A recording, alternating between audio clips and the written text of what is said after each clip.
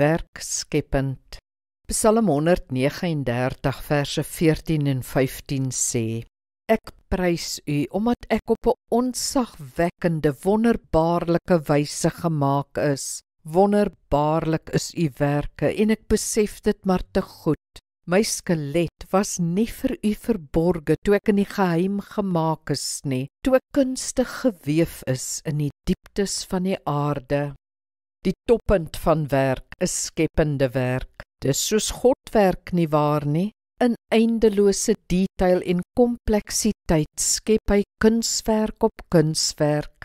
Ons verstaan nog so min van die natuur se wonders, die brein se werking, die rede vir amper alles. Dis God se behaag om alles uniek te maak. Nie 'n enkele mens, boom, wolk, klip of sandkorrel is soos 'n ander nie. Ek en jy moet ook by skepende werk uitkom. Skepende werk vervul ons, want dis goddelik. Dit bring die balans terug as gewone werk te swaar word. Doen dit volgens jou eie gawes. Bou iets, maak iets reg, bak iets, verf iets, skryf iets, dra iets voor, dans dit, speel dit, sing dit. Skryf 'n rekenaarprogram, maak 'n kookboek, plant 'n ry klivias, skep net iets. Staan dan terug soos God en sê, hoe mooi.